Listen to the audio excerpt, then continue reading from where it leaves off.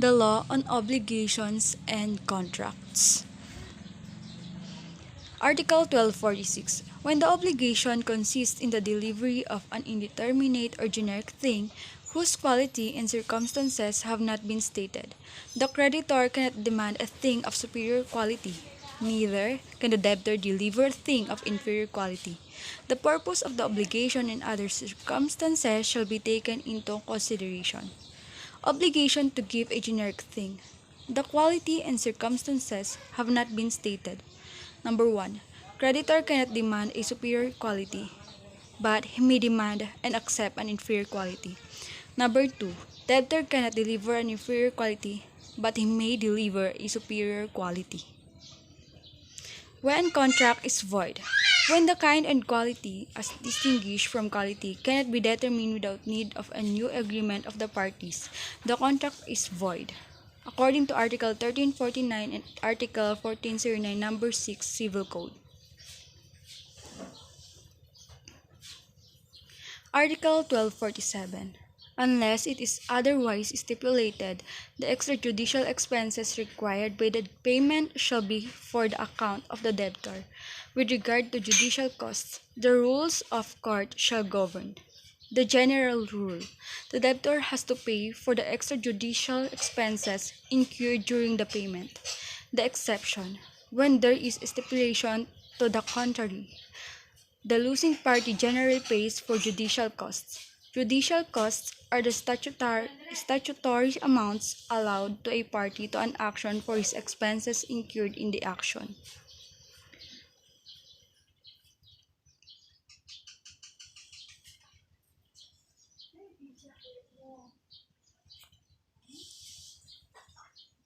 Article 1248. Unless there is an express stipulation to the effect, the creditor cannot be compelled partially to receive the prestations in which the obligation consists.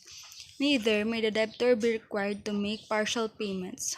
However, when the debt is in part liquidated and in part unliquidated, the creditor may demand and the debtor may effect the payment of the former without waiting for the liquidation of the latter.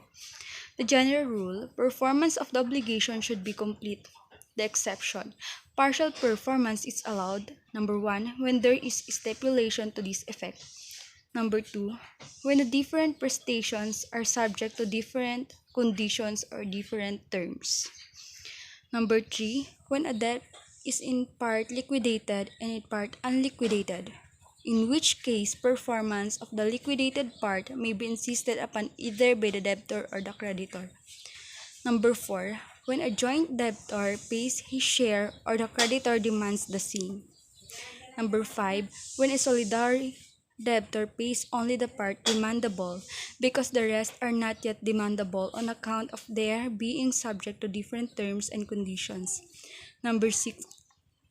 In case of compensation, when one debt is larger than the other, it follows that a balance is left, according to Article 1290. Number 7. When work is to be done by parts, Article 720.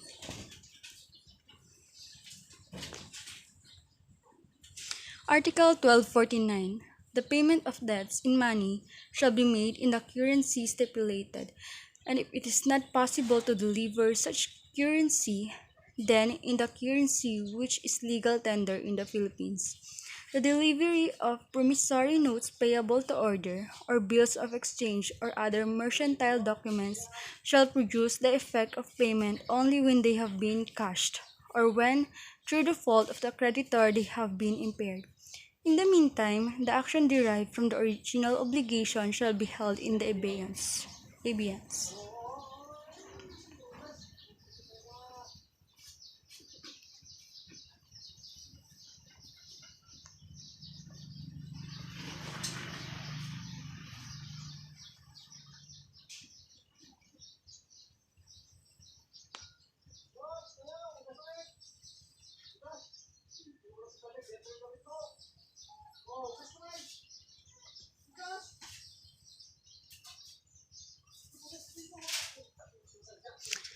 Legal tender. Currency which is which, if offered by the debtor by the right amount, the creditor must accept in payment of a debt of a money. Payment of debt in money. Payment may either be number one in the currency stipulated, number two, or if it is not possible to deliver such currency, then in Philippine legal tender. Delivery of commercial instruments. Commercial instruments like, like checks, promissory notes, bills of exchange are not legal tender, and therefore the creditor cannot be compelled to accept payment through these means. The exception: a commercial instrument should be accepted as payment. Number one, when the creditor is in estoppel or he had previously promised he would accept a check. Number two, when the check has lost its value because of the fault of the creditor or impairment. Number three, payment due to the exercise of the right of conventional redemption.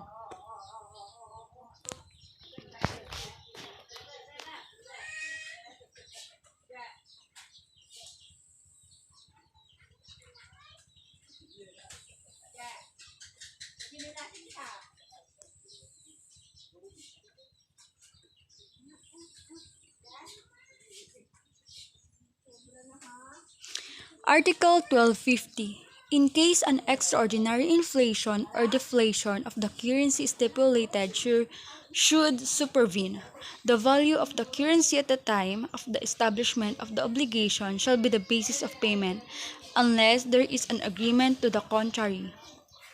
The basis of payment when there is inflation or deflation. The value of the currency at the time of the establishment of the obligation shall be the basis of payment.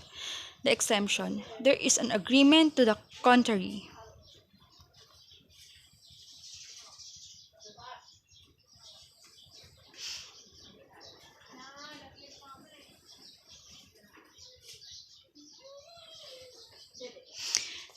The inflation, sharp sudden increase of money or credit or both without corresponding increase in business transactions, causing a drop in the value of money resulting in the rise of the general price level.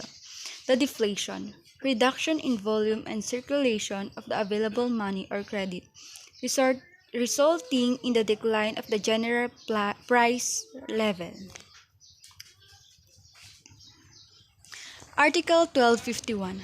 Payment shall be made in the place designated in the obligation, there being no express stipulation if the undertaking is to deliver a determinate thing, the payment shall be made wherever the thing might be at the moment the obligation was constituted. In any other case, the place of payment shall be the domicile of the debtor. If the debtor changes his domiciles in bad faith or after he has incurred in delay, the additional expenses shall be borne by him. These provisions are without prejudice to venue under the rules of court.